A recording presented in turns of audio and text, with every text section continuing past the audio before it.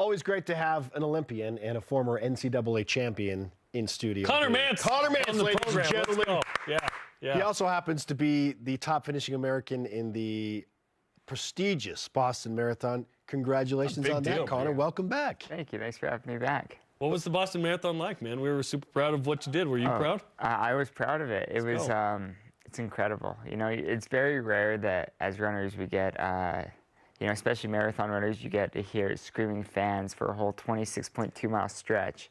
So the Boston Marathon is one of those times, and that was pretty special. Does that elevate your game a little bit? I don't know if it elevates it, but it makes it a lot more fun. Because running 26 miles, is that fun for you? Jared Ward came in and said before, he's like, it's actually pretty painful, and I don't like certain stretches of it. But yeah, I mean, it varies. You just got to find the parts that you enjoy, and you remember those parts, and the parts that are terrible, you kind of forget those parts. Okay. You come back the next Selective memory? Yeah, exactly. Oh, man, how do you at some point you got to be thinking, how did I talk myself into this again? But you've done it at such a high level, and you've obviously progressed. How do you feel like you have developed as a marathoner over the last few years and to the level that you are now?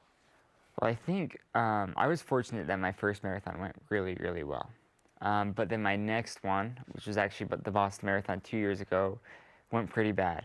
And so I think I took all the things that went bad from the Boston Marathon and I learned from them, and I kind of improved on little things. You know, every 6 months I was just working on one thing. And so I felt like this go around, I kind of put it all together. You know, you want to say you put it all together and you get first, but this time I put it all together and I got fourth, which was a big step up from when I was 11th at the Boston Marathon 2 years ago. You finished 11th and it was a bad race. I'm just clarifying. Yeah, finished 11th, it was a bad race. Finished fourth and it was a great race. You know. That difference is notable for you. What did it take and what did you put together in this one? So I think this one I did a lot of prep with fueling. So, you know, during a marathon, we're taking in a bunch of calories. Everybody always asks me, like, if I have a special diet, but during a marathon, I take in like 700 calories of just sugar. Whoa! Actually, now that I think about it, it's probably closer to 1,000, but somewhere in that range of 700 calories of sugar to 1,000 calories of sugar. And so I made sure I practiced with that. So a lot of runs where I was, you know, taking in a bottle of Morton is my sponsor. It's a sports drink mix, and it's just a super highly concentrated, calorie-dense liquid. And so drinking that, you know, a lot in training, and then going into the marathon, being able to take it down and feel good, having it settle really quickly. I mean, it's kind of that's like the one thing about marathoning that's really difficult that most people don't know is you're supposed to be taking in, you know, 200 milliliters with, you know, over 100 calories of liquid every 15 minutes. Whoa. And you're supposed to be doing that while you're running at a 4-minute and 50 or 4-minute and 45-second pace per mile. So I worked on that a lot. I worked on my pacing. I worked on just my long runs. You know, getting used to running over 20 miles in a run is, you know, no matter how many times I do it, it still is hard, but it gets a little bit easier each time. How do you adequately prepare for something like that? Like, do you just do, I'm guessing you didn't run a full marathon close up to Boston, but like, how do you get ready for those type of details so that you are consuming what you need to consume, and how long are the training runs that you're going through as you get ready for stuff like that? Yeah, so the training runs, I'll go, this is a typical day for me will be 14 miles in the morning and 6 miles in the evening, Monday through Friday. And that'll vary. Some days are fast, some days are slower, just whatever Coach Eiston has planned for us. And then Saturday we'll run 20 to 25 miles in the morning and then take the rest of the weekend off until Monday comes back around. And so you're doing this high volume of running. And so before your runs, you're taking in some calories. During some of your runs, depending on if it's a high intense day, you really try and focus on also taking in those calories and training your gut to be used to taking in such a high concentration of carbohydrates. At those like predetermined intervals as well? Yeah. Or you'll be doing it, you know, in between the intervals, or you'll be doing it on the long runs when you're running, you know, if you're running 20 or 25 miles, you know, every 15 minutes you're taking in so much calories and so much liquid that ends up actually being the hardest part of the whole long run. Whoa. It's not running it, it's trying to run it and not throw up. You know, it's trying to get your gut used to 1,000 calories within a 2-hour span. Wow. Okay, so you're telling me on a typical like training week, you're running 120, 25 miles a week? Yeah. On the typical weeks, it was 120, and then I peaked out around 129. Oh my goodness. Are you just constantly tired? Yeah. Just all the time? Yeah, just all the time. And you talked about when you won. He's running from Santaquin to Logan. Okay, think about that as far as Utah terms go. Oh my gosh, that's crazy. Man, they should have had marathon runners in the pioneer days. They would have got to Utah just a little bit quicker, I guess. But how do you do that? How do you train your body to do that? Because you talked about when you won your NCAA championships, I can suffer longer. Like, what is it mentally, physically that you've been able to do this? I think it's just adding a little bit, of training every year. So it's these little steps that you make in your progression. So like last year, I started running weeks where I was running 120 miles, and the year before that, it was 115 miles. And so it's this like you're trying to make these steps that feel actually really big, and they're really small when you get down to it. That's an average of a mile a day more, or less than a mile a day. But making those jumps over the period of a year, it's still pretty tough, but it's still such a small jump. I didn't go from running 100 miles a week to 125. I didn't go from 85 to 100. It was, it's been, I'm trying to think, it's been 7.5 years since I returned home from my mission, and so I've been every year just adding a little bit more since then. You said something a few years ago, and I really have I enjoyed what you said, and I brought it up a few times, but and I'm paraphrasing, but you said you feel like you can endure pain better than everyone else.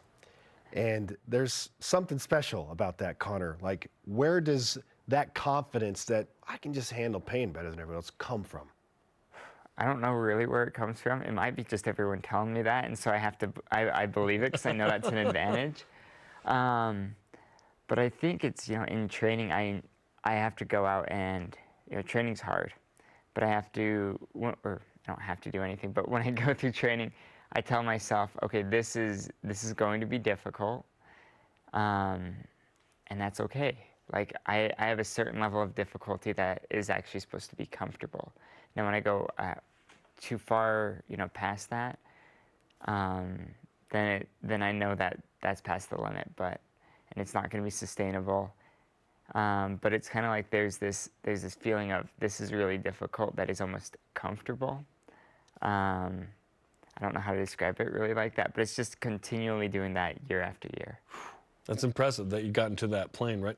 What was it like in the marathon to have Clayton Young there and Rory Linklater at 6 and 7 respectively, which is pretty cool. Oh yeah. 3 in the top 7. Are you kidding me? Oh, it was incredible. It's so fun. Coach Eystone after was going through it, and he's like, if it's a cross country race and we score the top 3, we lose to Kenya. BYU loses to Kenya by 4 points, and so we were like joking about it after, and Rory's like, yeah, well, if Mantz had sped up, we might have done better or something.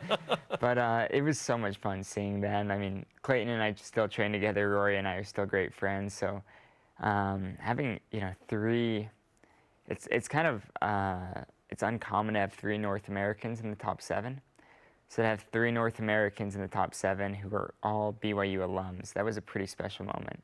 I had breakfast with Rory the next day, and we were just chatting for about an hour and a half about it, and it was just cool to see how much, how in a way BYU is helping bridge some gaps when it comes to North American marathoners being competitive on the world stage. Yeah. MarathonU now.